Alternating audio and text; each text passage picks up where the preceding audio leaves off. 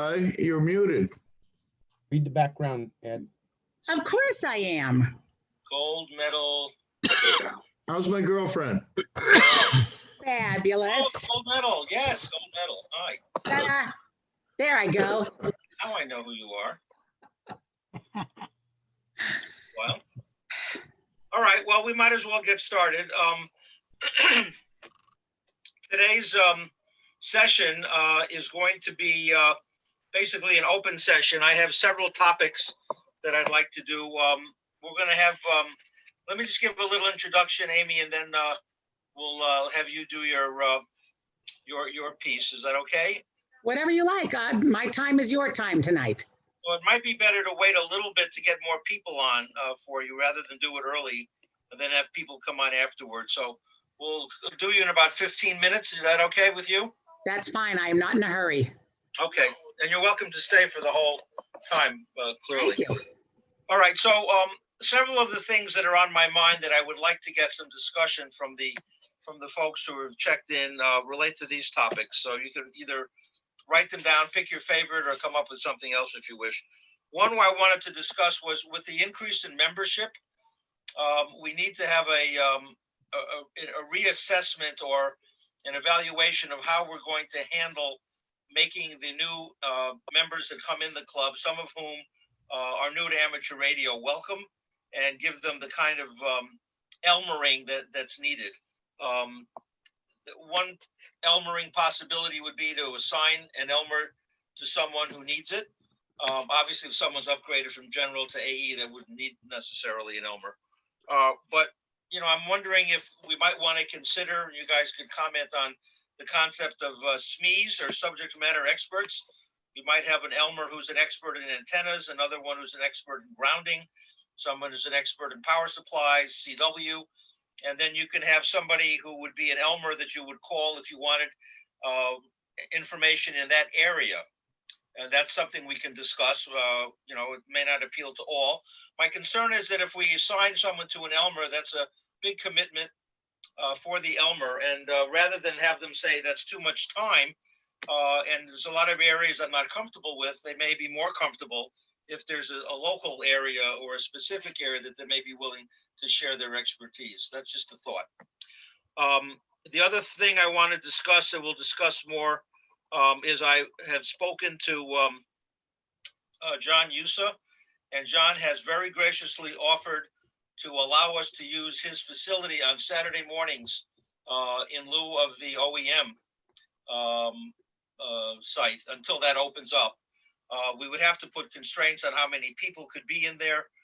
We had up to about 12 people for the VE session, but there might be some opportunities for new hams to go there and sit at a table with, you know, one other Elmer and have a, you know, an area face to face with ventilation and masking and so forth. It's a consideration.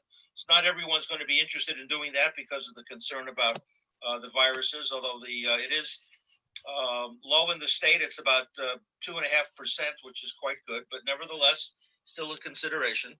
I also wanted to remind everyone that thanks to Bart, we now have a table of W1 NRG activities, which is in its third version already, and it's been sent to all the club members. You should have gotten one. And on this includes all of the Zoom check-in information as well, plus the frequencies and the bands for all of our activities. The only thing it doesn't have is a Zoom call-in for the business meeting, which my feeling is that should be for members or invited guests. So I didn't want to promulgate that. And I thank our K1RCT, our station activities manager, for setting up all the Zoom and everyone else who was involved with that as well. So basically that's it. You know, see what we can do about, because the club has almost 100 members now. And it's growing. And as we do more VE sessions, we may have even more. So with that, I will stop and open it up for basically just anybody who wants to address any of these issues or other ones. I would say to everyone who wants to talk, just unmute yourself first.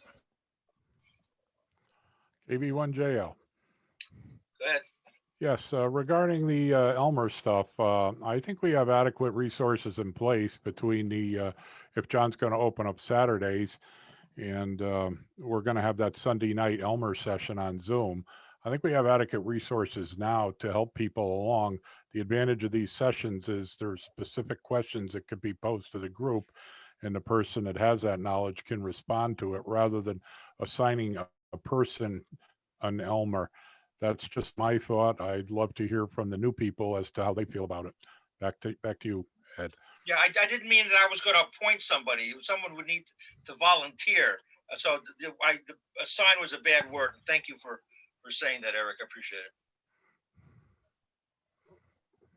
Well, I think, as far as that goes, pointing them to the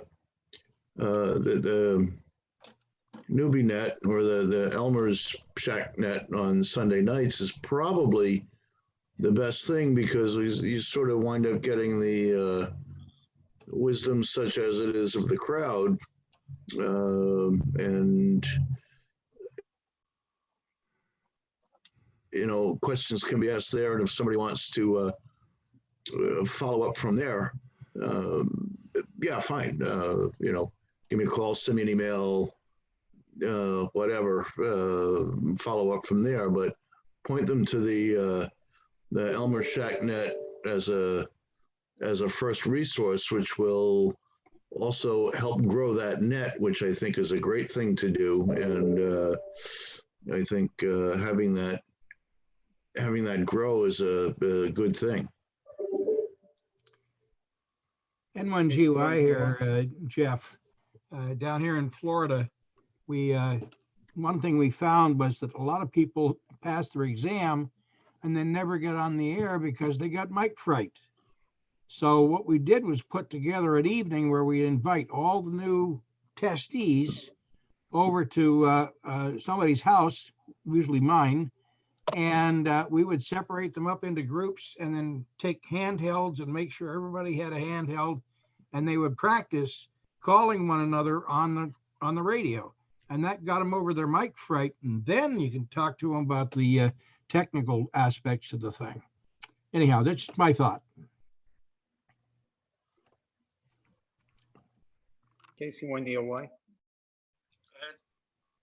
Yeah, I know we talked previously about maybe putting together some kind of a handout for right after the VE session to give to the new hams, and we could fill them in on this information about the Elmer Shack and all this other stuff that's available. Give them information about the club, and just start right at the very beginning, introducing them to this, and let them know that they've got, we've got their back, in other words, and just kind of let them know that we've already got stuff in place. If they have a question, there's a place to go. Art, you want to respond?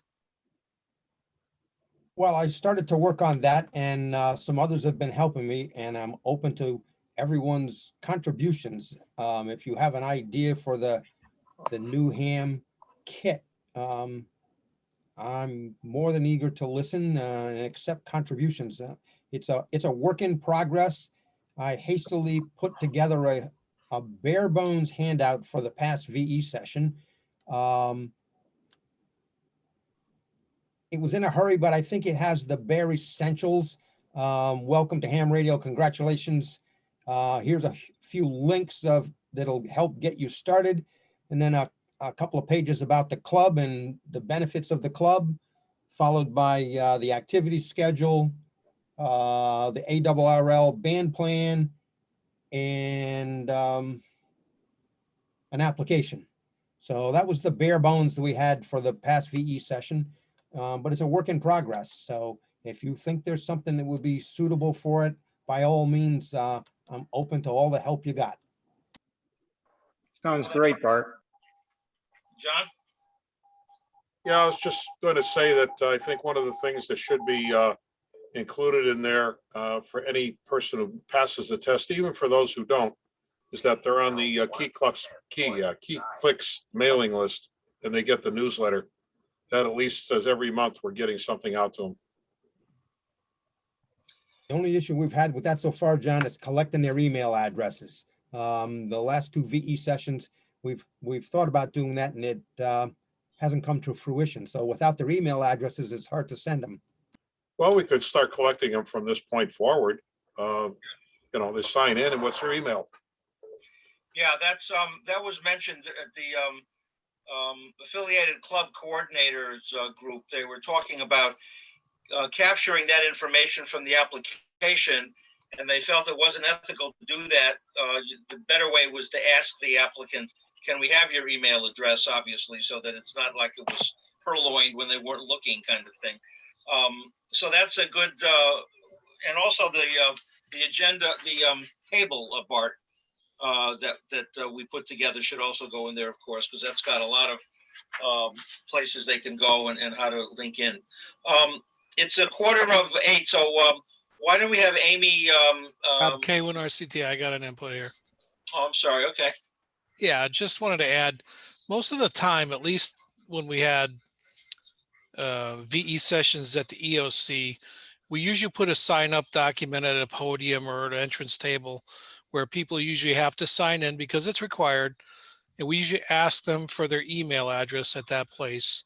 I think that practice should continue whether we have it at John's place, at the EOC, or wherever holding a VE session. And if you're not willing to put an email address, then they won't. I might add that they may be a little reluctant right after the exam to give it out, but if you include an email address that in the package that they could contact if they change their minds, that could get them back into contact with us. I've already put the email address in there, Ted. I captured two guys on the repeater the other day this week that were brand new hams with sequential call signs that were not at one of our VE sessions, and they've already gotten their letters in the mail, whether they want them or not. Well, even with, if we get their emails when they're signing in, we can put a little checkbox and say,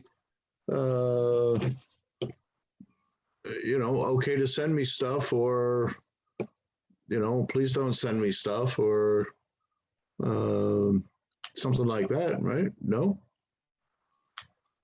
Originally, I thought the reason for collecting their email address and contact information was for contact tracing for COVID if necessary. So I think if we're going to collect their email addresses for contact separate from contact tracing, we need to be explicit about it.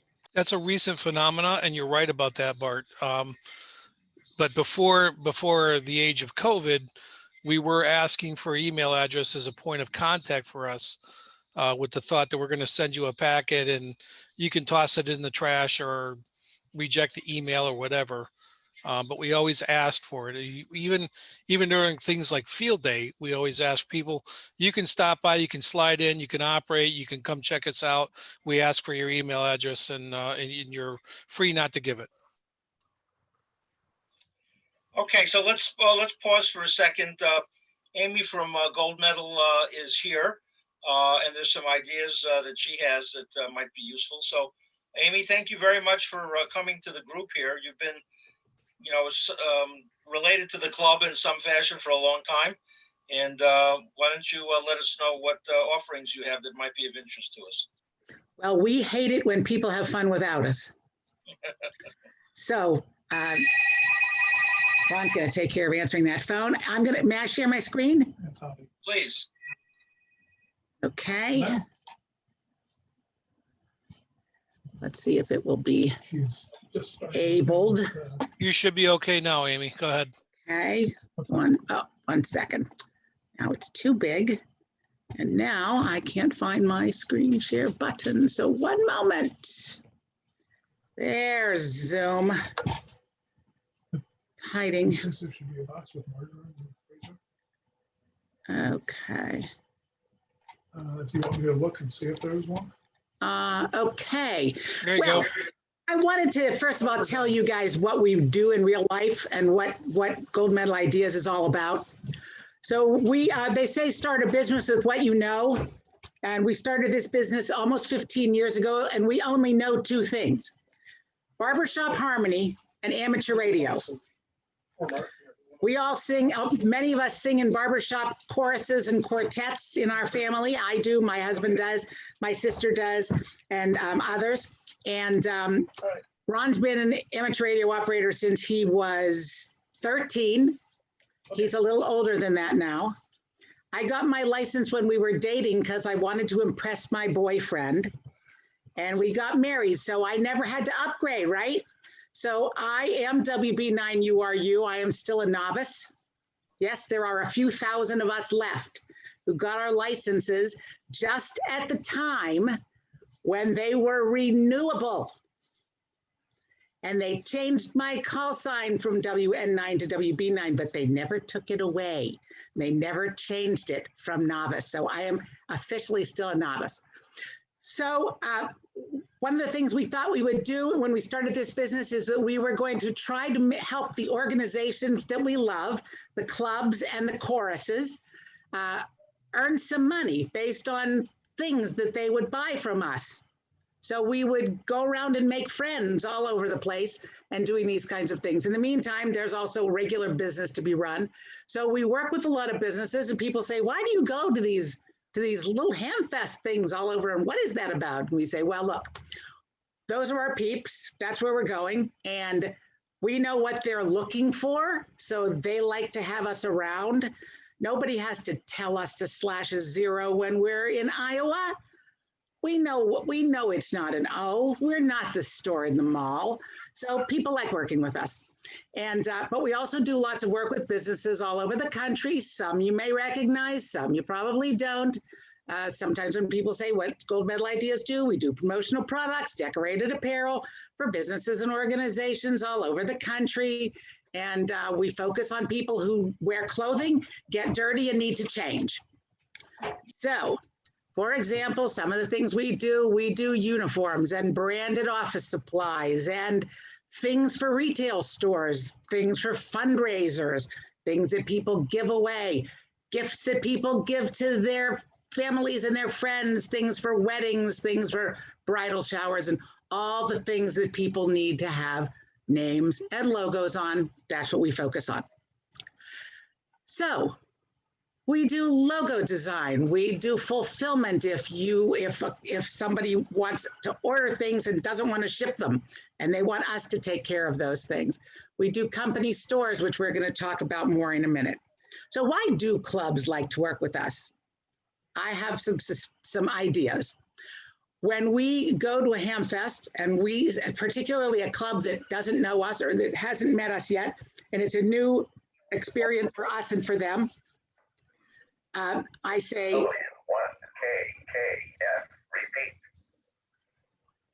Sometimes I will say, gosh, those jackets look a little worn. What do you guys think? You think the club needs some new jackets? And people will say, yeah, but nobody wants to do the work of ordering them, and nobody wants to take the money, and that last guy will never give us his size, and we have to wait until we're ready to order 6 or 12 or 24, or the price goes up, and it's just too much of a hassle, so they just don't do it. And we have solved that for dozens and dozens and dozens and dozens of clubs. And here's how we do it. So for example, if your club has a store on our website, right? Everybody knows that? This is how you get there. You would go to goldmedalideas.com right there, and you would bring this drop down that says private stores, but you can hardly read because it looks really small on your screen, right? Okay, and then you would go down here to your group store, and you would choose the Meriden store, and it would take you to the place where your logoed merchandise is. Everybody doesn't have it exactly that way. Some people actually have their name associated with the URL. That comes with activity. So if we saw a lot more activity in the store, you would be featured in a more prominent way, and people would even have an easier way to get to you. This may change at some time, and we may make it easier anyway, but we'll have to do it in our spare time unless we start seeing an uptick in activity. So we have other stores that would be of interest to you guys as well. If you go to goldmedalideas.com/ham, you're going to see all the generic ham related things. So it's possible that you could see something on this site that you don't see on your site. And you could say, well, can I have that? And the answer is 99 times out of 100 going to be yes, as long as it comes in your color of navy. Otherwise, and if you come to me and say, hey, I'd really like that in lime green, then I'm going to go back to the club and say, are you okay with us putting your logo on this lime green thing for this person? Because otherwise we're going to say no, because you've given us rules to follow and we're rule followers. If anybody has any questions, you could jump in too, but I'm going to be just a couple more minutes. Okay. The pandemic had happened last year and things started to slow down dramatically as we couldn't go to any more ham fests and we couldn't go to any choral concerts or contests or any of the things that we would normally do because we're usually away from our home base of the Chicago suburbs about 30 weekends a year. And as you can imagine, we have been home now for about 50 weeks and it's shocking, terrifying actually. Okay, so we put up a fun website called makelemonade.us. So when you have a minute, go to makelemonade.us, especially this weekend while everything in there is 40% off. There are a lot of really fun things, whether they are masks, neck gaiters, and t-shirts, sweatshirts, things that have designs that you folks will all appreciate. Next important thing, and this goes back to where we started this business 15 years ago, we try to make our business customers relate to the organizations that we love and that we support. So if any club member has a relationship with a business that buys promotional products or apparel, and they introduce them to us and those folks become customers of ours, then on an ongoing basis forever, orders that came from that business would qualify the club for a 10% rebate on the merchandise ordered.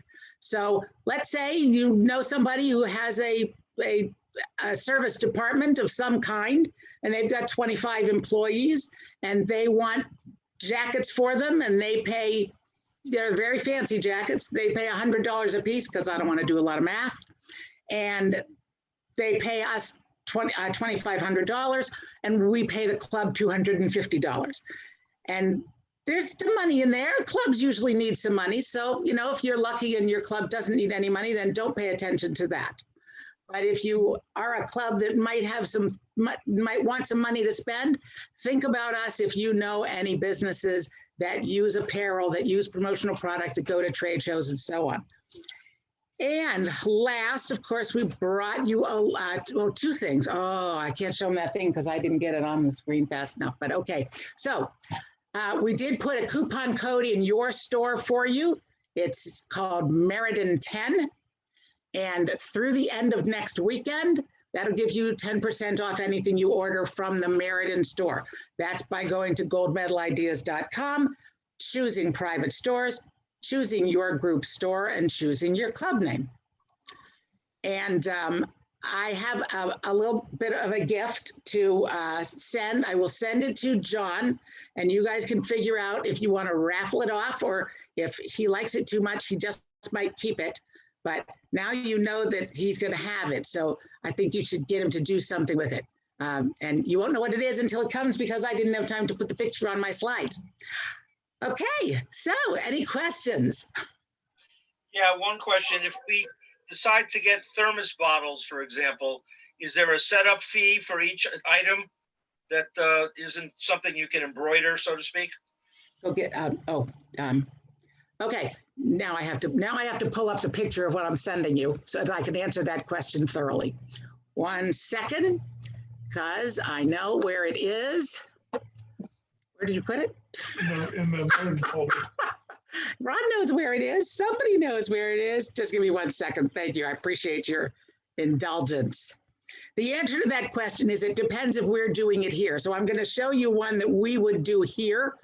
And anything that we do here, your setup is already done, and and we do them one at a time. if you were ordering something that we were having done off-site for you, then there might be a setup charge if the company we're using charges one. Okay. Meriden. Starts with M. Starts with M. Okay, that's good to know. Okay, Okay, where is it? While Amy's looking, just to point out that spiffy hat you see on my head is Gold Medal Ideas. And they do all my stuff, and I've been very, very happy with them. Yeah, I put it on the second screen. Yeah. Okay, see this lovely thing? I hope. This is 16 ounces. Yes, we see it. Okay, this is a 16-ounce one, and we could actually put this on your store if you like and sell them individually, and we could put call signs on the back. That was the question, call signs. Call signs, absolutely. Anything we do in-house, we can customize totally. So it's a very easy process for us to do, and this is a really, really good tumbler. Looks pretty cool. Hey, Amy, I've got a question for you. Yeah. Name is Rob. So if you look at my square, my Hollywood square, as Ed likes to put it, I've got it's an SVG file, Wallingford Amateur Radio Group. Would that involve a new setup fee if we had you make like I don't know, a patch, or like I'm looking at maybe a t-shirt or a polo shirt on our Meriden site? We would want to look closely at the file that you sent us. But if the file is appropriate and the file works for our processes, there would not be a setup fee unless it was being embroidered. If it was being embroidered, there would be a one-time setup fee based on the size and shape of it. So you can get a hat and left chest for the same price, but if we did a jacket back, it's a whole different setup because it's so vastly larger. But it's not unusual for us to print on the back of a jacket and embroider on the front of a jacket. So Yeah. in answer to your question, probably not. It would probably not require a setup fee. Okay, so the file is an SVG file. I don't know if that makes a difference for you or what, but I've also converted it over to a JPEG, but it's an SVG. Yeah, it depends how it started, really. So we've seen SVGs that are perfect, and we've seen SVGs that really came from something that wasn't originally vector. So it's never gonna be vector if it didn't start that way. So really, it's a matter of what was the original file? What was it created? I believe that my guy built that file originally, and I probably have the original, and I probably could make a TIFF or something like that out of it, Amy. Don't do anything to it. Did Gary do it? Yeah. Yeah, I want the original file. I want the one you can't open. It would be he probably did it in Corel. Yeah, I want the Corel file. Yeah, I can't Okay. open this unless I have a web browser. Okay. Yeah, we want that's how we say that to customers. We say they sent you a whole mess of files. We want the one you can't open, and we hope they don't say, "Oh, I couldn't open it. I threw it away." Well, No, I wouldn't have thrown it away. I probably still have it, and it would be it would be either Corel or Photoshop, but Well, probably we Corel. hope it's Corel. We want it to be a CDR. Yeah, I can and open yeah, that's not a problem. All right, Rob, you and I can work further on that if need be. Okay, John, thanks. Thanks, Amy. And I put a little something in the chat while you guys were talking about new members. If you want to encourage them to promote you and get some spirit wear, we could put together a little flyer that you can send to every new member saying, and here's where you get your name tag, and here's where you get your t-shirt and your hat. And if you'd like that, let me know and we'll send that to you. Yeah, I think that's a good idea. It gives the new members a sense of esprit and, would help out you guys as well. And I think Sure. that's something the club can certainly look into. Does anyone have any other questions for Amy? Yes, I do. Do you make magnetic signs? We do not make magnetic signs here, but we do provide magnetic signs. So yes. Okay. All right, I have an idea. All right, thank you. Mm-hmm. Okay. You don't deal in magnetic personalities though, do you? She thought it was funny, guys. You're all We all get one quip per day, Ed. You're gonna familiarity. ask about crayons? Familiarity breeds contempt. Ed, are you gonna Yeah, I ask know. about crayons? Crayons, yes, I know. I got it.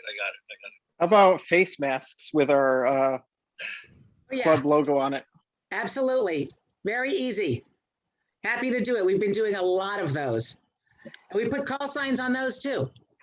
Yeah, I saw that other site that makelemonade.us, I think is what it was. I looked on there and it looks pretty interesting. Yeah, isn't that fun? There's some really fun, we have a fun t-shirt that says something like, something about ham radio been social distancing for 100 years. Right.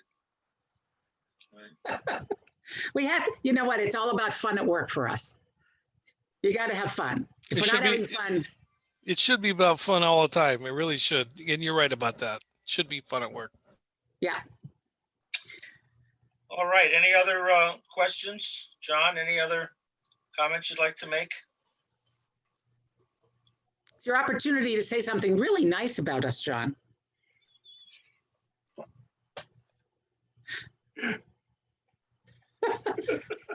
Look at this guy. Okay, there. Okay. Now I unmuted. I don't know. Somehow the space bar wasn't working. Now I have to say something nice about you guys? Yeah. Well, I already did. Oh, okay. All right. Well, all right. Well, you guys are great. I've always been Just been vote very, yes, very John. happy. Are you Just vote yes. Exactly. Just vote yes. Well, thanks a lot for having us. We appreciate it. Amy, thanks for coming. We appreciate it. And I hope we'll see you guys soon. I don't know when soon's going to be. Soon is looking so. Yeah, I hope so. So Hope to if see you you could soon. if you could put together that sheet, and you can send it probably to send it to Bart, N1BRL at ARRL.net. Sure. Email it to him. He can take a look at it and see what we need to do. But I think that would be a good thing to put into the pack. Great. And let me ask Sean, since you're a KC1, what do you think about, the ability to get some gear, hats or a T-shirt or something? Is that something you would find reasonable and useful? I was already checking out the Gold Member Ideas website about 10 minutes ago. There you go. I like the idea of the cup too. I would definitely buy one of those that was up there. Yeah. Good, because it'll be up there tomorrow. Great. All right. Yeah, Well, we'll make sure that the rest of the club, we usually get about another 10 people or so at the business meeting. So we got a fair turnout here, 22 members.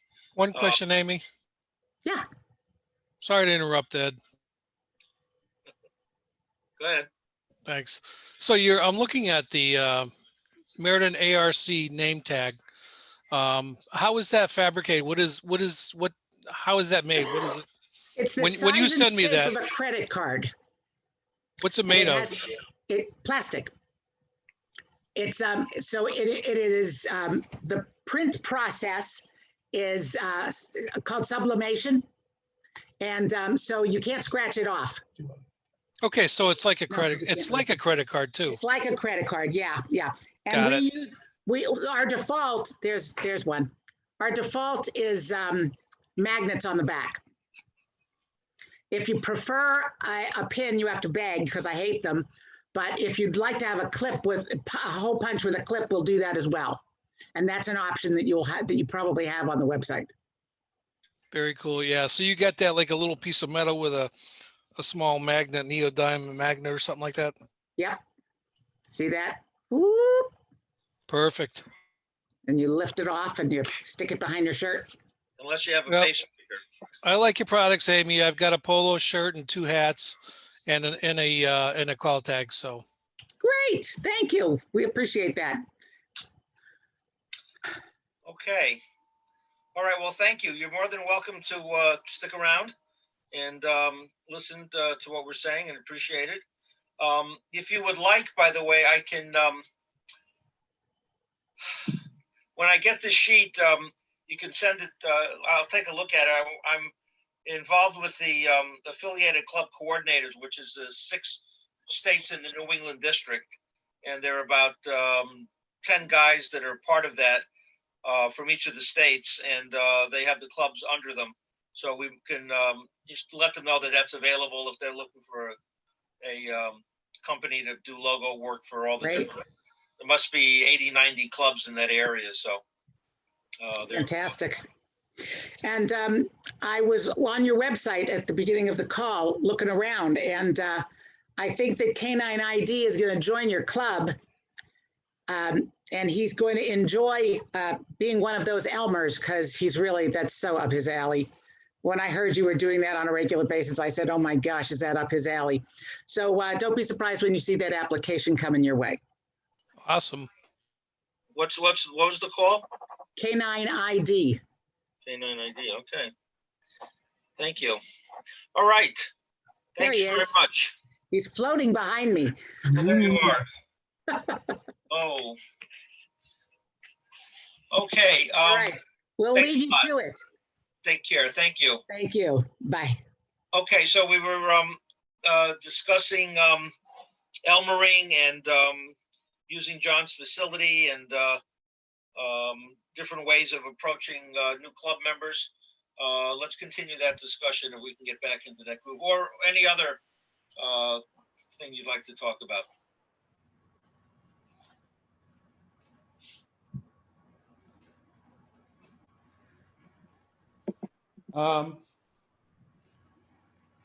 Different topic. If we could put something in key clicks or next business meeting, the reflector. If I want to send something to Rob, I think people should just direct it to them instead of the reflector. I think we all get enough emails, but because 2 people are having a conversation, you get bombarded with someone asking a question to another member. We all get it. So, you know what I'm saying? Reflectors for everybody to get, but if it's just between 2 people, they should probably just email direct. Yeah, it's probably a good point. I know I've heard a lot of input over the last several years about how we use the reflector and the fact that it's, a big distribution node, and maybe sometimes we shouldn't be putting all of the stuff that gets onto the reflector out there. So that's probably a good point, a topic of conversation. I don't know how everybody would know each other's email unless there was some sort of publication about email addresses. And that's something that people kind of feel funny about, putting that out in the public eye. Okay. I saw the last few days conversations going back and forth, and when you get one, then when they answer, you get the whole thing again. And then the third one, you get the whole thing again. And a couple of us talked about it offline, and so something to throw out there and think about. Yeah, it's a good, it's a good topic. I just don't know what a final answer would be. Like, maybe when someone puts out an email, have a disclaimer at the bottom of the email saying, okay, don't reply in line, reply to the person who sent it. Instead of replying to all, just reply to the person who sent it. Yeah, I like Tried that. They still go to the reflector to everyone. I explicitly asked for that in mine, and it didn't work. But I also found, Rob, that like when you make a post to the reflector, if I hit reply, it only goes to you. I have to explicitly select reply all to get it back to the reflector. Yeah, you're right. And that's right. That's the way my email address works as well, Bart. When I reply, it goes to the person who sent it and not to all. When I reply to all, which a lot of people do, it goes to the reflector and the person who sent it, which means somebody's getting 2 emails. Isn't that just plain common courtesy? A lot of people just don't know better, Mike. Some people don't pay attention or just don't understand that's what's going on.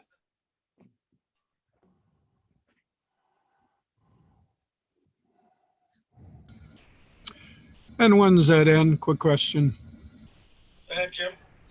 Okay, you answered my question. I'm on this computer that I always say I don't have a microphone, so I I chased the moths out of my wallet and bought a microphone for this old clunker computer. So I guess it's working. Was my audio loud enough? Absolutely. Yeah, good. very, All right. very good quality, Jim. All right, thanks. It's for $16. Good for you. So let me ask the KC1, Ron and Sean, what are you looking for from the club that would make life, good for you? Are you tech? Are you tech or are you general or what? Tech, working for general. For me. Okay. And Sean, I should know about you, but I'm sorry. Are you a tech or general or what? Just picked up general. Okay. So I mean, you have different needs at this point, but what can the club do for you which you would find useful? Is it on-air activities? Is it theory? Is it setting a station up? What would be good for you? I mean, for me, the Sunday night Elmer, I was joining that just to listen, and just kind of soak up the lingo, what's going on, and that sort of thing. So far, that's been great. I'm waiting on a vanity call, so I'm just a little, silent on the radio right now, but listening and just trying to hear how people are doing things. So for me, I'm just kind of easing my way into it. How about you, Lou? Bring questions to the to the Sunday night thing. Bring questions. I'm sure you got questions, and we'd love to hear them, and maybe even answer them, and maybe even give right answers. So for this week, I'll probably be bringing some questions on DMR. I'm planning out that in a little. So if anyone's got any knowledge on that, that'd be great. Go ahead, Lou. I was going to say, I was on the Elmering call on Sunday night, and that was good. I got some questions answered, and plan to be on the next one too. I have my technician. I'm actually studying now for the general, but I've still yet to buy a radio, so I'm way behind. So I got a lot of work to do.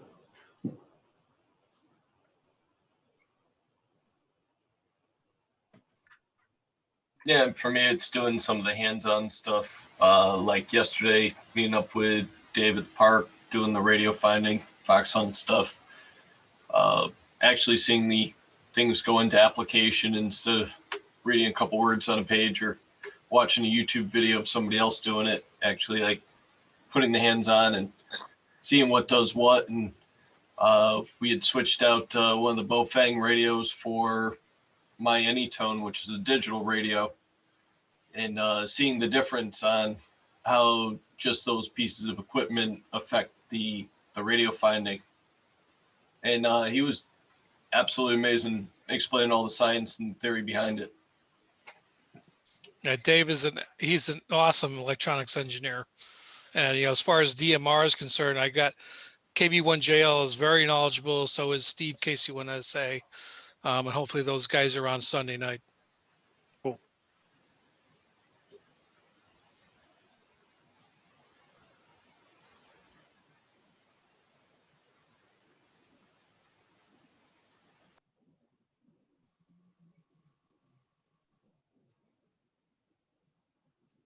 Other questions or comments? What do you think about people going down to John's facility to spend some time there? The thought that I had was we would limit it to to people so that everybody didn't come down. Not that everybody would anyway, but to maintain about 12 people maximum. As I had mentioned, with possibility of two new hams at either end of the table and the Elmer in the middle, discussing various things that could do it to go over code, to go over test questions, to explain certain things, maybe some hands-on activity. John was willing to consider these kinds of things. So, we figured open it for a couple of hours. It just occurred to me that maybe as things are loosening up a little, that we could loosen up a little as well. But we do want to check with Lenny and find out if we may be able to get back to the OEM on Saturday mornings for 2 hours, for example. That might be, limiting the number of people inside as well. So K1RCT, Rob. Yeah. Thanks. And I know Eric will be following up with the lending question and the EOC. First, I'd like to say I appreciate having a benefactor like John in our midst. He's a phenomenal resource and very knowledgeable guy, and he's someone I've leaned on in the past over the time, and it was a fun project to build the EOC the way we did. So it's nice to have him on there, offering his facility like he has been for VE sessions and whatnot. I think you're still going to find people that are just a little shy about being out in public and close to each other. They're just over a preponderance of caution, I think, more than anything else. But I think offering it and saying, hey, we're out here, this is what we're doing. If you want to come by, you can slide by, you can stay at a distance, you can come check us out. Offering is always the best way to approach it. And I think it's fantastic that we can offer this as well. That's just an observation. Also, as the weather warms up, the bay door can be lifted up and we can get good ventilation, which is important in there. So, yeah. The other thing that can be done is you can get a whiteboard and you can have people sitting sort of on the outside and give a chalk talk, or the kinds of things we talked about doing in where the fire trucks are, or when we had access to that facility. So there are lots of options there. I know one thing I'm going to jump right on. Once we can get back to the EOC in some capacity, I'm definitely working on that project where we can access the EOC 2 stations, at least the 2 HF stations, and maybe even the VHF station, to be able to control that remotely, so we can actually share the W1 NRG call sign and equipment. So it was a project before COVID. I wasn't able to execute during COVID, but hopefully when we get back there, I'll be able to get in there and change things around pretty quick.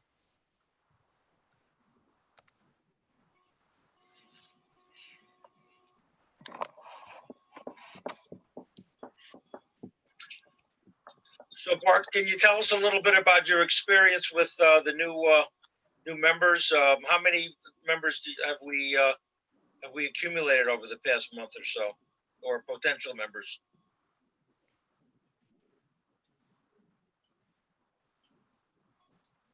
You're muted, Bart.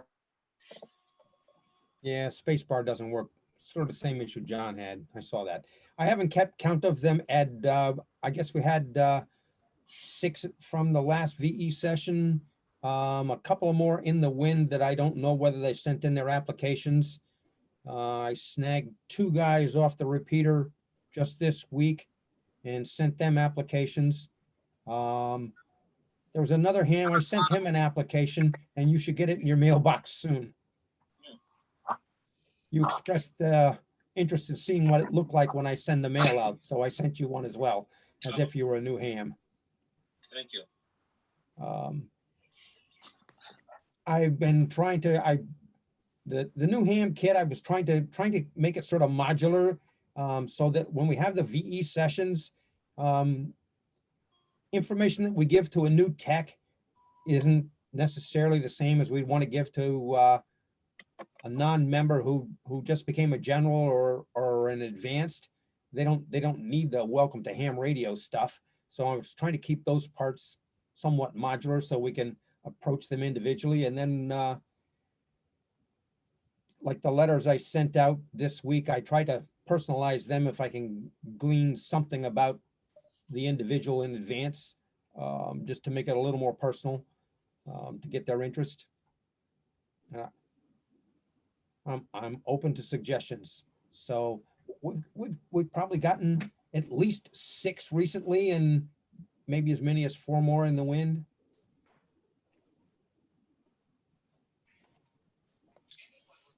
So when I've asked, I've been told, I thought it was Bill KKF that there was, or maybe it was John B, but there was many as about 120 members of the club in years past. Is that about right, John? Yeah, something around that number. I don't remember an exact figure, but around 120, and that was in the early 90s. The good news about that is you got a lot of people that can do a lot of things, but imagine trying to have a net of 40 people checked in. Even if they talk for 30 seconds each, it's still going to be an hour. And you got people sitting at the end of the list waiting to say 30 seconds worth, and they got to sit there for 50 minutes to get their shot. So there is a sweet spot somewhere between 40 check-ins and 2, which I think where we are now with about 19 seems to be a pretty good area to be in. You seem to like odd numbers. Does that make you odd? I do. I love odd numbers. I don't know why. Does that make you odd? No, actually, I'm pretty even kind of guy. I would agree. I would have to agree. I think you're pretty even though you're odd. Yeah. I think as the number of members goes up, you'll find that the members will become more selective about which of the various nets they attend. There's just so many, you can't do them all, and they'll be more selective. Some will be of more interest to them, and you're still going to end up with the same number. I don't think it's going to get overrun. Now, that of course will be different for the business meeting where everyone is interested. But you know, your coffee cup net, I don't think it's going to change appreciably.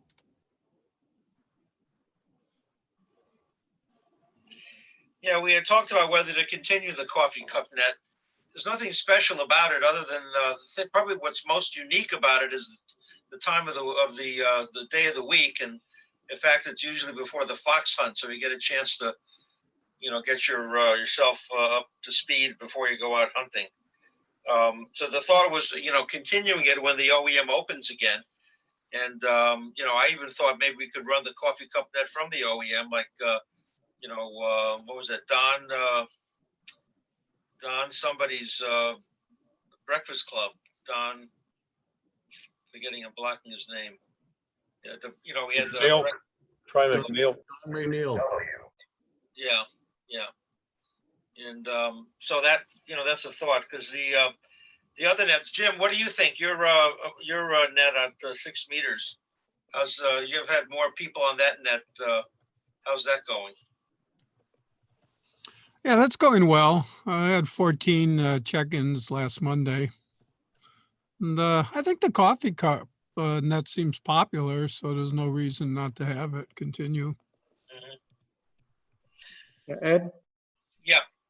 Yeah, would it be possible, once we get back into the OEM, to move the coffee cup net to Sunday, sometime on the Sunday? That would clear it away from our personal meetings at the OEM and from fox hunts too. Just change the day. Well, these are things that can be discussed. Sunday mornings, I don't know how many people, will use that for religious purposes.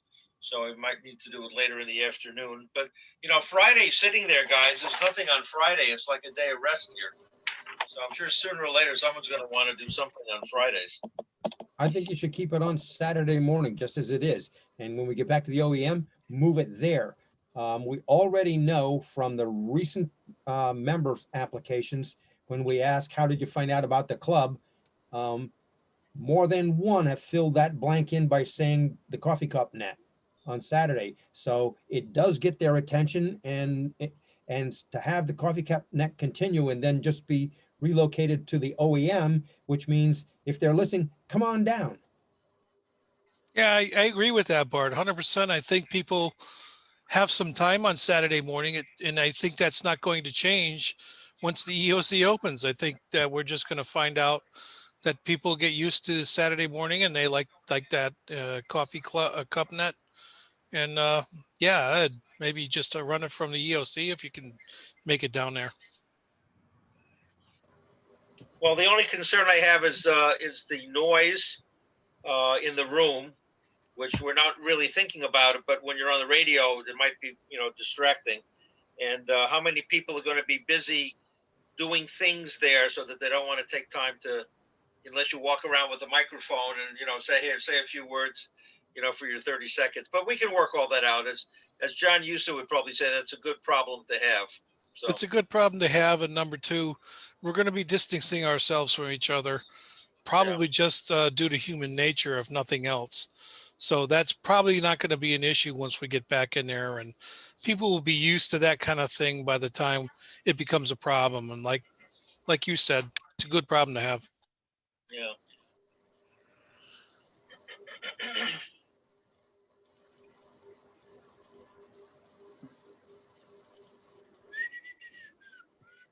We can burn that bridge when we get to it. Yes, indeed. Why does it sound to me like somebody has a 3D printer going in the background? It just sounds like somebody has a 3D printer going.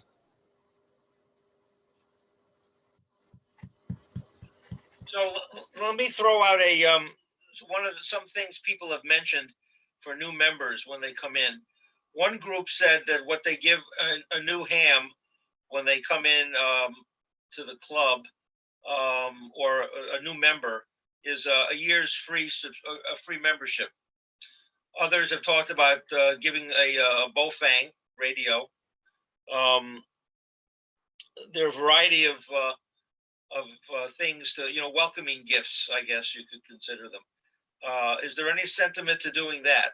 There's a cost to it, obviously, but not so much the membership thing. Is that anything that anyone thinks is a good idea? We have discussed this before about giving away a Bofang, pre-programmed Bofang. I think it's a fantastic idea. Yeah, it's probably like $5 more than a year's membership to our club, but it's something you put in their hands. It's something they can walk away. They got a license, or at least, in a short time, they'll have a license, assuming they passed. And it's something that they're like, holy crap, look at this. I've got a radio. You know what? That was my first radio. It was easy to operate, easy to program. And I still like to buy them to this day, and I still use them, even though I got really expensive ones like the Kenwoods I have. But a membership doesn't cost the club anything, where the radios cost us. So you could give them an application when they take their test, and we could stamp it or something says free membership, and have them mail it in, and they get 1 year free.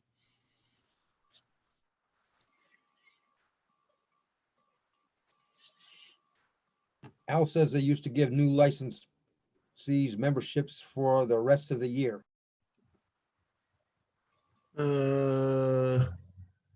I think that was the deal, as I remember it. If they joined after July or after June, I guess that they were good for the following year as well.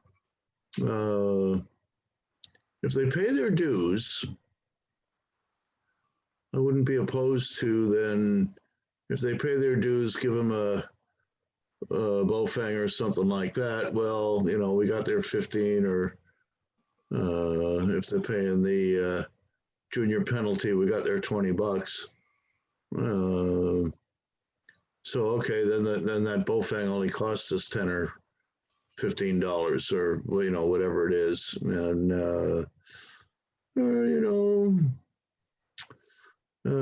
give it to them with the idea that, and I'm not going to enforce it, but with the idea that, when you want to move up and move on, well, if you want to give it back to the club, that's fine too, kind of thing. But I wouldn't be opposed to that. This is Mike Key, want to let you know I have a disagreement with that.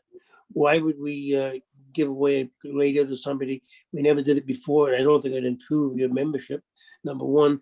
And number two, how do you know they want a Bofang? Maybe they want to buy something else. Well, then they can buy something else. Don't look a gift horse in the mouth. They're going to get a free radio, and the idea is, we've had any number of people join, and they join, they pay their dues. We never see them again. We never hear them again. We never hear them on the radio. But coupled with giving them a radio is a grand gesture, and I can see where it would be a good thing to do. The more important thing is reaching out to them and saying, hey, welcome to ham radio, and get on the repeater, and come on, say hello. We don't bite. Bart, put that in your welcome package. We don't bite. A little rabies vaccine in there. We don't. I see people posting on Facebook. Oh, I'm a new guy. I got on the repeater and immediately got blasted for saying, I'm destinated, or stuff like that. And well, I mean, and we all got to be aware if anybody starts with crap like that, get on there and say, shut up, you idiot. And to who's ever trying to correct them about that. And, welcome to the new guy and go ahead. But it's reaching out to the new guys and saying, welcome to ham radio and let's talk. And again, the mic fright idea. And, let's get over the mic fright and say, just get on and say, this is N1GNB listening on 3.6. And, don't be afraid if you make mistakes, other than myself, nobody was born knowing all this stuff. One of the things I think we should do if we're going to do that would be to have a net that we would set up specifically so that they would call in and have their own, like a novice net that we would run, or a Elmer net on the air, not on Zoom. That would require, not require, but that would allow them to call in, and there would be like a half a dozen of us all on HTs talking to give them a chance to get used to the concept, rather than say, go find a net and break in. We would actually set up a time for maybe a half hour, 45 minutes, find out the guys who want to do it, and then, walk them through it. We don't need another net, Ed. What we need is all of us to say, if we hear a new call sign, don't ignore it. I'm not saying you need to do a new net. Maybe you could do the Elmer shack on the air once a month or something to do with that. I think giving them a reason to call in. Well, I don't know. Let's ask the man that owns one. Ron, what do you think of this idea? So I was listening on that just now. So one, it sounds like Fridays are open. Two, I don't know if it's like a new ham net kind of a thing where it's just known that it's for us to jump in on. If we know that there's going to be screw ups, and it might be easier to get over the mic fright. Or you could do it, yeah, like I said, but also the idea of switching the Elmer maybe once a month or every other week or something. It goes to on radio versus on Zoom. Comment, Ed. Yeah. So that's a great observation, Ron. Something I hadn't considered. But I just wanted to point out one thing that John said. How many of these new technicians, get their license, kind of look at the hobby, not know where to start, don't know where to start, and never come back to it. That's the real loss there. And I think furthering the hobby might go a long way if we put a radio in somebody's hand. And the only thing with the caveat to ask them, if you never use it, please just find someone else to give it to. Even if you don't give it back, give it to somebody that may use it. Number two, what Ron KC101B said, maybe we should make a new tech, not just a tech net, which is a technical net for everybody, but make a new or a novice or a technician net. Or maybe some of those tech nets can be something that, okay, we're inviting you to come in. If you're new to the hobby, you can only join if you are a KC1 or a new novice, or not a novice, a technician. This is for you to get on here, use your mic, talk to us in normal, just pretend we're face to face. Let's talk and answer some of the questions you may have, or just say, hey, here I am and I got a radio.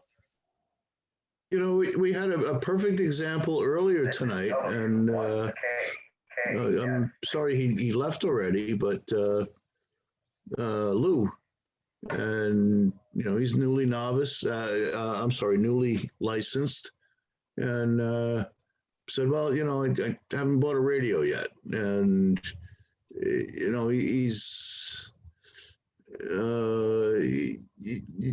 it's called paralysis by analysis, and whether it's what antenna should I put up, what radio should I buy, whatever. You put the radio in his hand and say, here, use this, get comfortable with it, and then figure out, you want something better? There's lots of better radios than Bofang, and we all know that, but Bofangs work. And it doesn't have to be a Bofang, but, we'll just pick on that. But I think you maybe need to put a little incentive in there to buy that radio, the radio. Yeah, you're gonna have people coming from out of town. Hey, go to Wallingford. They're handing out free radios down there. Why not say, hey, if you pass your test, you join our club as a new ham, we're gonna give you a nice new radio. So there'd be a little incentive for. Well, I think it would be a given that they would have to join the club and pay their dues, and their check would have to clear the bank. Right. Before we give them a radio. Yeah. Okay. Certainly I would make that a caveat. And, if we're not just gonna, anybody who wants a free radio, just form a double line outside the, no, we're not gonna do that. Can I get in that line? So what's that? I said, can I get in that line? I want another radio. But Scott, if you buy 15 of them from Amazon or something. Well, you know what? Shit. Okay. Here's the deal. I'll put $100 up.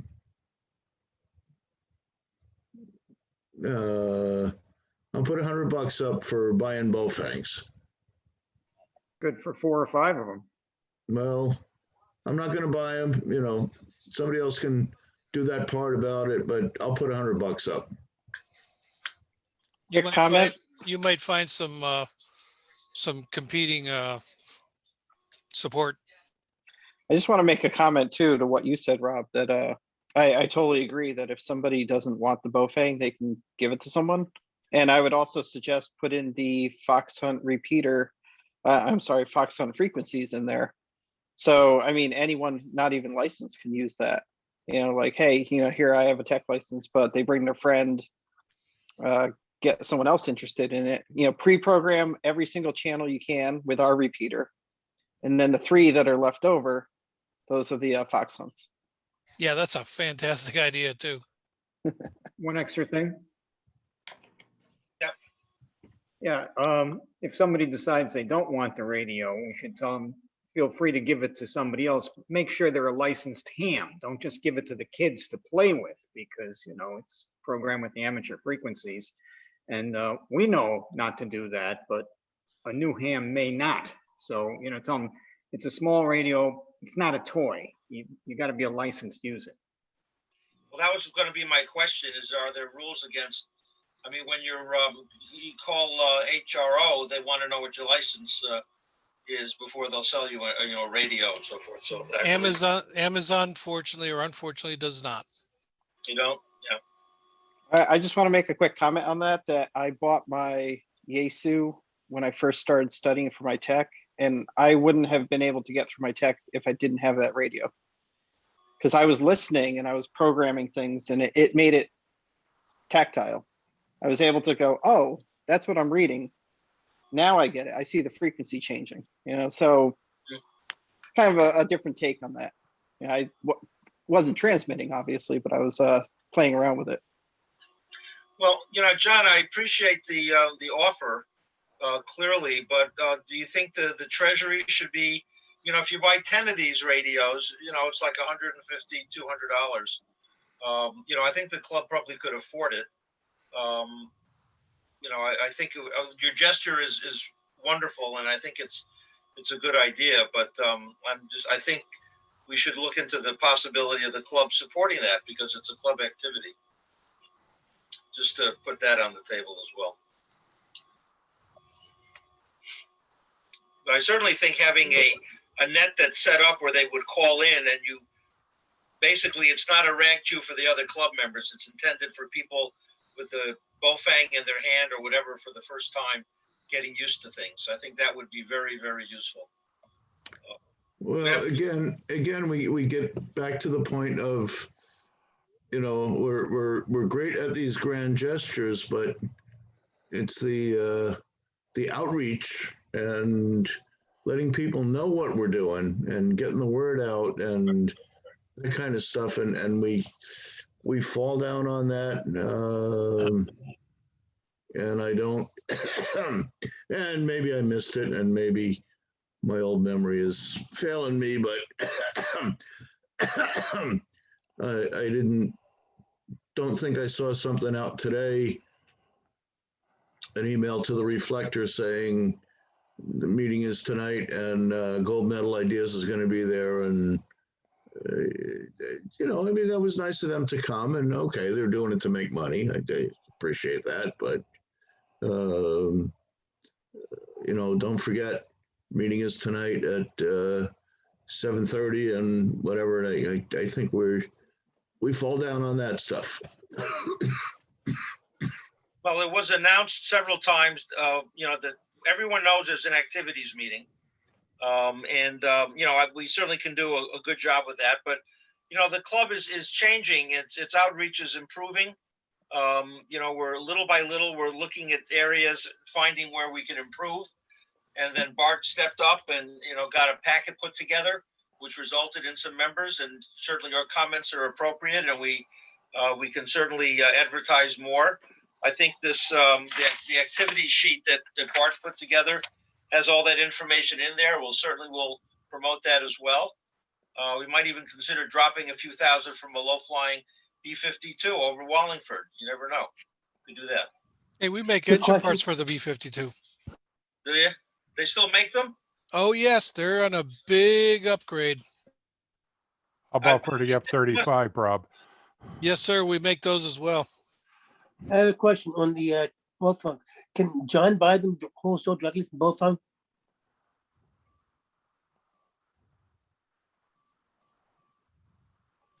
That's at you, John. What was the question? Can you, as a person in the industry, buy them directly from the company, makes them? Yeah, we'll visit you in prison as you buy from China. Great. The short answer is no. And that's simple enough. Right. I can understand what no. Probably I can, but I'll because you're a man of considerable means, I'll let you buy from them direct and meet their minimum order. See it now. Quicksilver Radio entrepreneur in Meriden arrested for promoting chips hacking into the Pentagon through Chinese radios. Yeah, it's probably already in the works. Oh my Lord! Yeah, indeed. All right. Well, I think one thing that I've when we had the meeting a week or so ago, or 2 weeks ago, when the idea for an Elmer's Shack on Sunday came up, I think Jeff was interested. I don't know if Jeff, I think, pushed that idea, I believe, along with Rob and others. That came to fruition and it took off. And I think this idea of buying radios and giving them to new members and giving them an environment in which they can use it for a few times and then, let them leave the nest and go out to find other nets to use it, I think is a good idea. I think, again, my view is that we should probably, if we're going to use the club treasury, we should have the club vote on this. And I think we can bring it up at the next business meeting and put that into effect. There's there merit to that approach? Observation. Sounds good. Go ahead. So the observation is, we offer some club gear or gear that have been donated to us or gear that we have, and it's mostly HF stuff. We do have some VHF, UHF mobile gear that we offer to club members to loan out. They don't even have to spend money on it, but it puts the onus on the member to say, yeah, I'd like to borrow that, or you know, I'd like to use that gear for a little while to check it out and discover it. But if you put a radio in somebody's hands that essentially $25 is expensive in some people's lives and others not so much. But if you put a radio in a radio amateur's hands, he's going to probably use it, get used to it, realize, yeah, I kind of like this, and maybe kind of stick around and do the same for others in future years. I think that's just a way to promote the hobby. So having gear is nice, but I think it's you got to strike the balance between storing gear and having equipment that you got to maintain and keep up to date, and that people don't really use a lot. They'd like to have their own stuff when it comes to HF, in my opinion. But VHF, UHF, you put something in somebody's hands that's a new guy, doesn't understand it so much, but I got this license, now I got this thing, I can turn it on and listen to these people talking on Tuesday or Thursday or Saturday mornings or whatever. You know, puts them in contact with us and says, you know, this is kind of real. This kind of brings it home. Just remember that when we're talking about all this stuff in a business meeting. Joe, you want to weigh in on any of this? Yeah, I just thought of something as Rob was talking. So I think it's a good idea. They pay the club dues for a year. They get the portable, pre-programmed, and then I think you just don't stick it in their hand though. Maybe Rob as activity station manager or something. You say, okay, you passed your test, pay your dues, and then next Saturday or 2 weeks from now on a Saturday, come to the firehouse. We're going to give you a portable, and we're going to give you a class on operation of that radio. And then, hey, okay, you got it today. Our first net will be Tuesday night or whatever. You know, just listen between now and then. And Tuesday night, check into Todd's net or whatever. I'm just saying that. But just don't stick in their hand and let them take off after the program. Let's give a class on this above fang, and this is how it works. Yeah, it's a good way to approach a complicated problem, certainly. Eric, you want to weigh in on something? I'm more inclined. I don't have a strong opinion one way or the other. I'm just listening to everybody, but I'm more inclined to offer them generally to new hams rather than just automatically put one in somebody's hand. Some people have a need for it and other people don't. And I'd say I'm sort of torn between giving them a Baofeng and loaning them a Baofeng, because if you loan them a Baofeng and they don't come back, that Baofeng is gone. So that becomes a moot point. But you know, hey, I'd really like to get on the air, but I can't get on right now, or I don't have the ability to get on right now, then yeah, we'll give you a Baofeng. But just to automatically give one to everybody that joins the club, I'm not so sure. I can be convinced, but I'm sort of on the fence on that one. Okay. Anyone else want to weigh in? Yeah, quick comment. Yeah.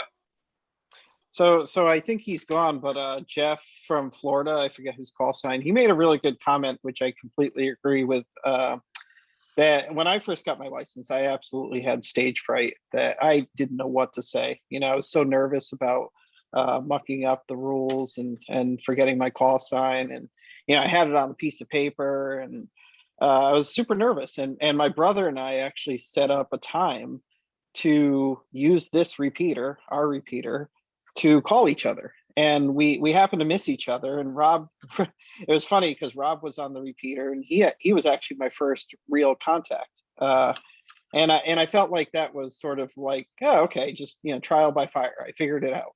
I had to hop on. But I completely agree with his point that I can't tell you how many times I've seen that on internet forums, that you see it all the time. I just got my license. I am really afraid to get online or to get on the radio. And people just say it all the time. And I think if we somehow facilitate that, make it easier for people to feel comfortable, that's the thing. You got to get over that hurdle. Comment? Yeah, I keep going back to Lou and thinking, you know, most of you probably know he's a pretty high-ranking guy with Times Microwave. Buying a Bofang is not a problem for him. I can't believe. It's, you know, he's in the what radio should I buy and this, that, and the other kind of thing. And, you know, to put the radio in his hand and say, here, get on the air.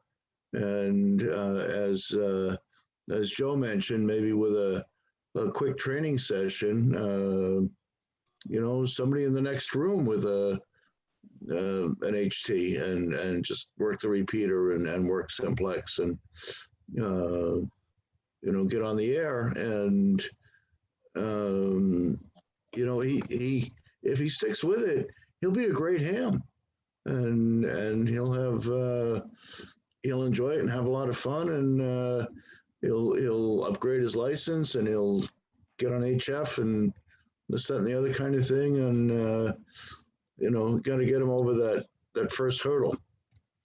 I'd like to expand on what Joe said. Definitely, you should have a training program. Just don't hand them the radio. Bring them to a session where we can show them how to use the radio, have it pre-programmed, and that way they know what they're going to be using and how to use it, and show them the repeaters and how to, the etiquette using a repeater. I think this is very important, but otherwise it's a good idea.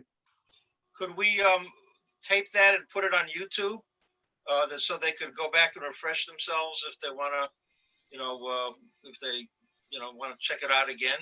I think if we as a group decided that this was an idea or concept we wanted to go forward with, I think the right way to approach it is, okay, if you're interested in a radio that we're going to put in your hands, you don't have to spend a dime on, it's pre-programmed, attend this video or attend this webinar or attend this Zoom meeting.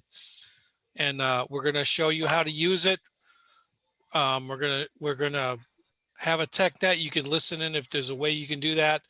And then you can come down and pick one of these radios up, and then we'll have another one of these where you actually are live on the air, and we're also broadcasting on Zoom or simulcasting.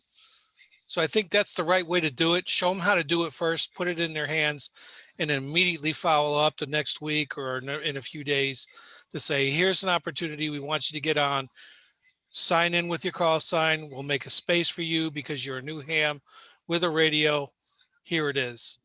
I think that's probably a decent approach or some variation of that. It's all good, good advice and good promotions from everybody that I've seen on here so far. Gonna put a smile on everybody's face. So my youngest son, you guys know him he's my driver in the fox hunts. He's the furthest thing from a ham you can find. You know, he's a soccer player and he's getting his master's in OT. So he just came home tonight and he said, what are the guys talking about? I said, we're just discussing about new hams for the club. You get an HT if you join. I said, so you better study for your license and join. And he goes, what kind of radio? I said, a Baofeng. And he says, VHF or UHF? And you said yes.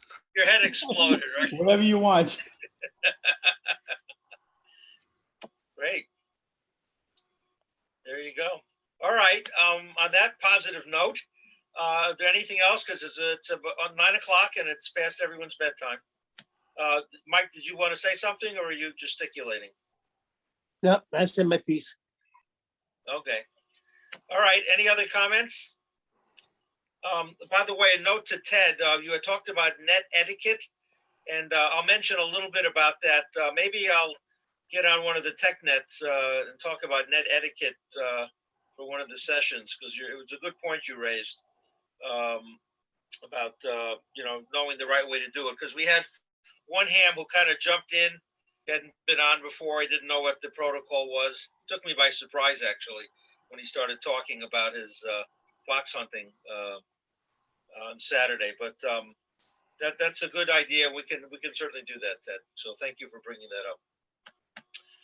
Okay, everyone. I guess that's it. Any other comments, or we'll just call it a night and look forward to yeah, Eric. Just one other thing on net etiquette. Seems like every time we have a meeting, there's the same 3 or 4 people that are begging for the password and the room number. And I think we could point out to them that these rooms do not change. We have 4 set rooms for different functions. Rob has sent out emails to that effect, and neither the room numbers or the passwords change on them.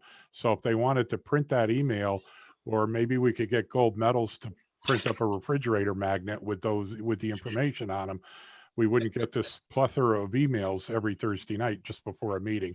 That's my 2 cents. It's also on Bart's magic sheet that I seem to love so much. You know what? I have the ability to make magnets myself. Maybe I could do that and sell them for 10 cents a piece. No, Eric. if you call twice looking for the password, mail them out a magnet. Yeah, but you can't click on the magnet for the link. No, you Yeah, can't. just to add to what Eric said, I took every meeting and put it in my Outlook calendar with the invite. So if you have some type of calendar program, just stick them in there, jumps up with a reminder. And for us There it analog is. people, we use cards. Has anybody ever used like the Gmail calendar for clicking back into a Zoom meeting? Has anybody ever tried that? No. I have, not Gmail, the Outlook calendar I have. I'm going to try that. I want to see if that actually works because, I don't, Yeah, it's. I use Outlook. I know it's like it's repetitive, and no one really likes repetitive, but when I see that people are like, hey, what's the link? What's the link? I just send it out, and but I usually end up having to use 2 different laptops because I use the laptop that I'm on now for my not mine, it's the S.A.M Gmail account, which is where I've got all the Zoom stuff, and I send that to my home email address, and then I send that out to members. But the problem is, when I send an email to members from the laptop I'm on now, which is a really good laptop, it never makes it. For some reason, it gets stripped out and whatever. But for my home email address, it seems to go, and it's always a 2-step process for me to send it out. So one of these days we'll get it right. I thought one time you did that, and we ended up not on Zoom, but on Microsoft Teams or Google something or other. Yeah, I remember that. I think it was Teams or something. I think you're right, Eric. Yeah, I was thinking if you sent out an email listing each link and what it went to, then all you'd have to do is cut and paste that email into maybe a Word document you could keep on your computer desktop. And that's all you'd have to do. Just open the thing, run down the list, click. He's already done that, Ted. Yeah, I did that already. And, that's how I do it from my home laptop. I just pull up a task. What I did is I sent myself an email with all of the links, set that as a task so I can open up a task. It's right at the top of the list. I open it, I click the link, I'm there. So I just thought that was a simple way to do it, but evidently not. Just a thought, we might be able to have Zoom send out reminders. I never looked into it, but I would assume they have something. Because you can send calendar invites from Zoom. I'm going to try that. Yeah, that's a good point. And that's what I meant by trying to send the calendar, like a Gmail calendar that I use for wnrg.mark, which is the S.A.M email. And just to see if that thing if you could just open that up and grab a link and send it. The only problem with that is you expose the logon link to anybody that can look at the calendar.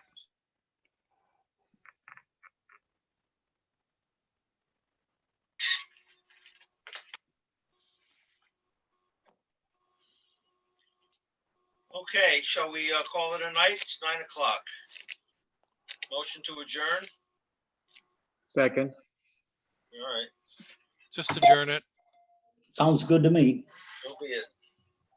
Nay. All right, have fun with that, John. Good night. Thanks, everyone. Good night. Thanks. Good night, everybody. Take it easy. Good night.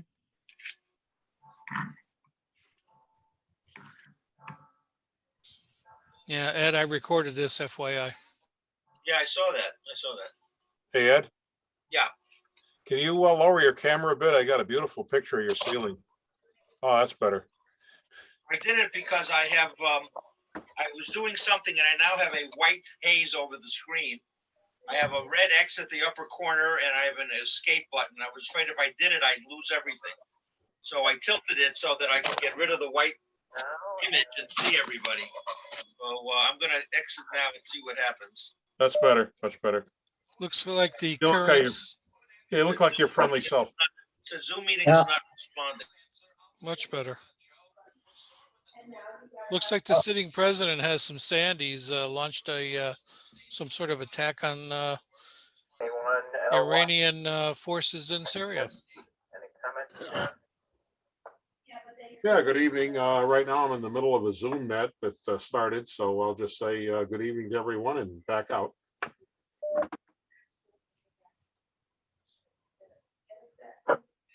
Bye, guys. I guess that concludes this, so we'll say good night. Night, guys. All right. Smile. You guys look too serious for me. Adios, amigos. Hey, where do you try to go after the Sunday Fox in the Box, Bob? Ready. I'm ready. All right, I bet you are. Good night. Good night, folks.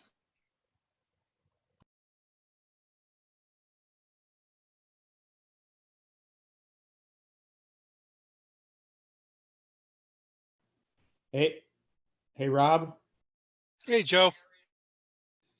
Hey, when I close out of Zoom, it wants me to, says there's a newer update available, but I don't actually have software on my desktop. Do I? Do I need to update that? Yeah, it's asking you to update to the latest version, even if you're using a web browser or a web interface. Okay, I keep saying no, so I will do that when I log out. It's not going to hurt you any. It's actually a little faster. Doesn't give you much anything else. Okay. One other thing, a couple other things. On your email signature, good old eagle too. You talking about a desert eagle? Oh no, sir. That was that's a Boy Scout leadership training that I took called Wood Wedge. Okay. All right. You know anything about German Lugers? Yes, my grandfather brought one home from the Ardennes Forest, World War II. My father was probably with your grandfather there because I have one too. And I was going to say, I'll bring it someday and take a look at it, see what you think about it. I would love to take a look at it. And you know what? I saw my grandfather's gun. We were out in his garage. He lived on the in the White Mountains of New Hampshire. And he took me out there and he goes, "Hey, Bobby, take a look at this." And he pulls out this drawer in his bench and he's got this thing wrapped in all leather, oiled leather, and he brings it out and it's pristine. And I said, "What's that, Grandpa?" And he goes, "A German Luger." And I don't much remember after that, but it always stuck in my mind. Okay. Well, I'll bring it sometime. I mean, I have a permit to carry, but I can bring it in my trunk and show you. It's not pristine. My father took the grips off once and redid them, which he shouldn't have done.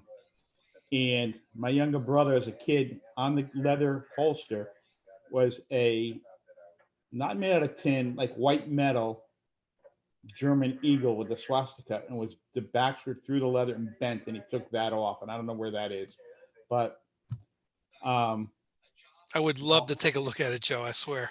well, that I may be interested in getting rid of it because I don't want to leave it to my sons. They're not going to do anything with it. My father passed like 20 years ago, and it's been sitting hidden here, in that leather case. I've taken it out like twice. So, but I'll bring it and let you take a look at it, and we'll see what you think. I mean, it's beautiful craftsmanship. And then I'll tell you the stories. Thank God my father never left it loaded, but I've heard about German Lugers being left loaded even in the holster. yeah, he never did. He always kept the ammunition locked up separately, but thankfully, because, I played with it a few times as a kid. And if it was loaded, we would have had a problem.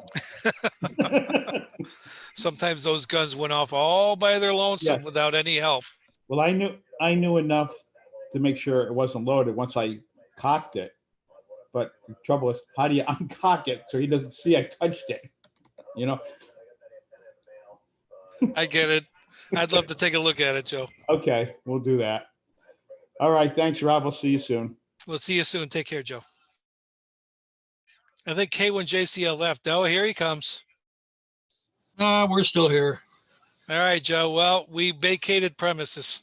I see that. It must have been something I said. Anyway, I think it was a good idea you had that everybody was talking about with the radios. So you need some way to get the newcomers over the mic fright. I know I had it bad for a long time. So I was like, yeah. But after a while, I got a couple of roommates that talked me out of it, and that worked out. So I was lucky, I guess. Yeah, that's always, it's nice. You know, I tell you, and I think back to when I was first licensed, and I wasn't new to RF, but I was new to ham, and I was like, you know, I got this rig, and and I know it works. I really don't know what to expect when I key down this mic, and it was kind of intimidating, and I'm not an intimidatable guy. I always thought I was pretty bold, but this thing was new to me, and I just didn't want to screw up. That was my fear of everything. That's not wanting to screw anything up. The same problem. Mine was, well, that was in the days when the novice license, and you got nothing but code. So I had to, being in the military at the time, there was no going out and finding a transmitter someplace. I had to build it. And that was the introduction. So it's like, okay, I built the old one tube wonder. But the first time I went to hit that key, Jesus, I could just about hold on to the key. I was doing this, You had cold stones in your stomach, didn't you? Oh, Jesus. I'm telling you. But both my roommates were hams. That's how I got sucked into it. And next thing you know, I'm climbing a 90-foot pole to put a 2-meter antenna up on there. I'm looking around and saying, I gotta be out of my mind. What am I doing up here? What the hell did I get myself involved in here? Yeah, it's like, this is a hobby? You sure everybody started like this as you look down? Yeah, you look down and like, do people like this kind of thing? Yeah, like, oh boy. But having those guys around, though, was really the best thing that happened. And I didn't realize it at the time. And then with the, I guess it was maybe 6-8 months later, it was one of them was able to bring his car on base, and he had a 10-meter AM 10-watt radio in the car. And we sat up one morning on a cliff overlooking Lake Superior. This is in Minnesota, and talked to a guy in Vermont on 10-meter AM with 10 watts and a whip antenna. It was unbelievable. And I was like, wow. That impressed the hell out of me, I'll tell you. You in the Army or the Navy? I was in the Air Force, radar tech.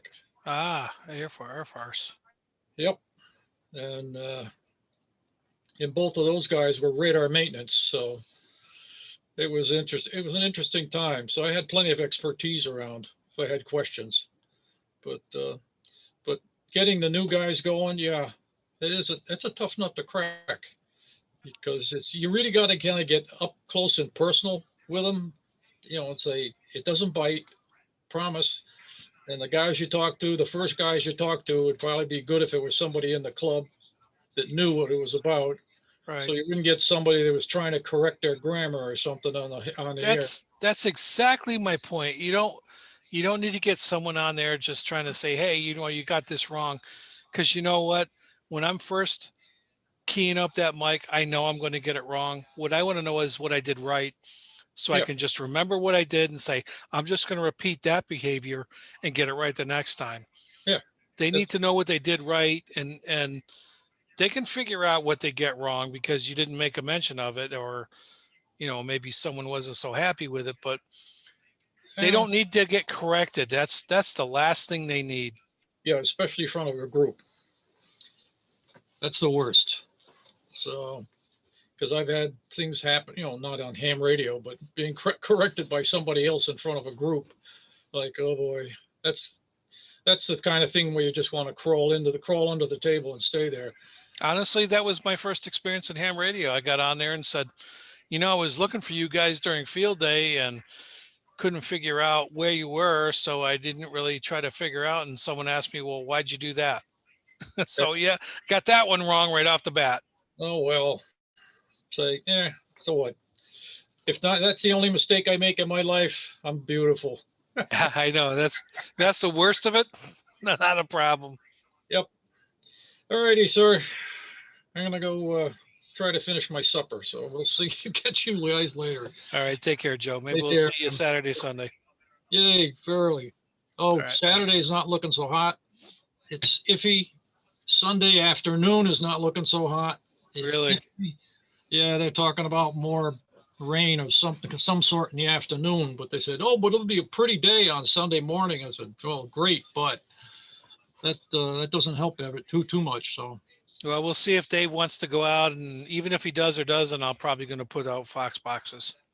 yeah, well, I'm playing with the revised Doppler unit that he gave me Oh, that's right. Yeah, I know you guys were working on that today or yesterday. yesterday. Right. Yeah, it got kind of short circuited a bit because the park Pragman, we thought we'd have the big parking lot area to play in. Well, nobody ever plowed it. Oh, geez. Yeah, Wallingford's weird like that, isn't it? Yeah, because that's what Dave was counting on. So we ended up over there. Well, the last time you were at Pragman with the Foxes, where you put the little one over on the concrete divider, we ended up standing around over there just playing with these things a little bit and showing one of the new guys, Sean. Sean showed up. That's cool. Sean showed up. Yeah, that was great. And we got to play a little bit with it. And the new one is already, you can see the difference. It's very little latency. Well, that's on the LEDs. That's good news. And I tell you, and I know you've probably heard this from me before, but I really like the LED version of his first iterations of whatever he was putting in those Doppler units. I like the analog and I like the LEDs better, most of all, over any of the other ones. Just they were so easy to use for me, and I didn't get it wrong. It was just so easy to, yeah, he's in that direction. Well, how do you know? Because I know he's in that direction, because that's what this is telling me. Yep. And we played with him a little bit. It wasn't really a fair test, but when I got home, I said, well, how do I test it out at home? I got no way to transmit. And then I just happened to pick up a SDR dongle and got it set up in here, and I was playing with it. I still got the little rabbit ears up on top of my desk. I said, wait a minute. I got the perfect radio. Go search the 2-meter band and find a signal. And sure enough, there's 3 or 4 of them. So I just sat here with the thing, start playing with that, and it's working. You also sitting in my basement. So, on West Peak, you also have a 600-watt transmitter on one of the, I think it's channel 2 WX2 on the NOAA weather band. Yeah. And I use that, believe it or not. One of my first iterations of a radio direction finding device was a tube covered in copper that I just slid an HT inside of the tube.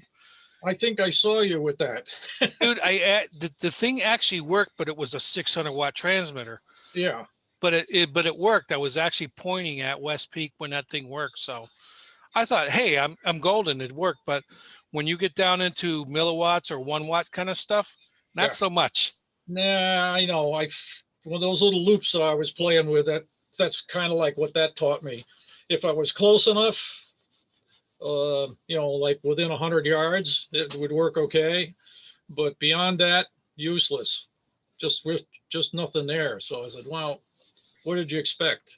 Yeah. 2 pieces of tubing and a piece of wire. But these new ones, though, if you get a chance to try one, you should. I'd like to get my hands on one. I didn't like the last one I had, which was digital. It was a digital version or digital output version that had a meter on it. Yep. And I could never get used to the fact that I had to turn it on and leave it on for I never knew if it was 10, 15, 20, or 30 seconds. And then what direction I was looking in. And I always had to check what I got from the Doppler was the direction that I got from my Yagi. So it always added time to the component. Yeah. Well, I'm finding that the Doppler is easier in and out of a vehicle to take a bearing with, but it's not the equivalent of the Yagi quite yet as far as when you get out of distance. Like when I always start at the firehouse or just down the hill from it at the school parking lot, Meriden. And most of the time, I will not hear it with the Doppler unit, no matter, if it's anywhere out center of town or south or anything like that, I won't hear any of the transmitters at all. But the Yagi, yep, every time. Every time, yep. It's a two-step process, and then once I get down, and all of a sudden, or the minute I get to a point where it starts to swamp the receiver, okay, I say I'm close enough. Now I can go to the Doppler unit, and sure enough, it'll pick up a signal. So that's kind of like my break point. That's how I've been approaching this thing. So that's we'll see. interesting. Yeah, it's because I noticed that the one I use on the Yagi is my FT60, and I just plug that in and run it off the Yagi. And when I start to get at least a half scale or better, I can usually hear it with the Doppler unit, and there it is, and it usually will pick it up. And then you start to get some pretty decent readings. The Yagi is a little too vague, especially when you're out of distance. It'll give you a general direction, like is it north in town, south of town, that kind of crap. Right, that's all I get as well. I try to start at Aldi's or this other place that's got a similar vantage point, but I find that I can be as much as 30, 35 degrees off just because of refraction. Yeah. Yep. The only thing I do say, though, is that even with the Doppler units, the antennas now, they're still susceptible to reflections. Yeah. They'll wipe out quite a bit, but they won't get rid of all of it. If you're standing right next to a couple of different buildings, you really got to watch which directions it's telling you. Now, do you use like when you're using the Doppler, are you listening to the audio as well? Are you using the audio for the direction finding too? The audio right off of the Doppler, because that's what drives the Doppler. Right. The audio from the HT is just a little coil on top of the speaker. Right. So have to crank it up maybe half scale to make sure it's got plenty of signal. Oh, but you know what? I haven't been doing that.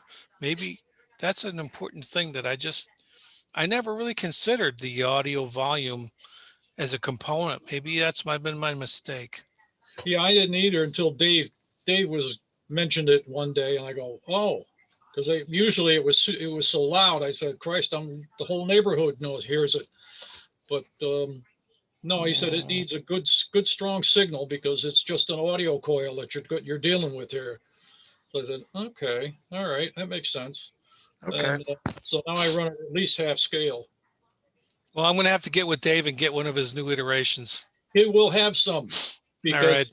Everybody that traded in the earlier model, he's upgrading to the new system. And he is, by the way, he's getting rid of the meters completely.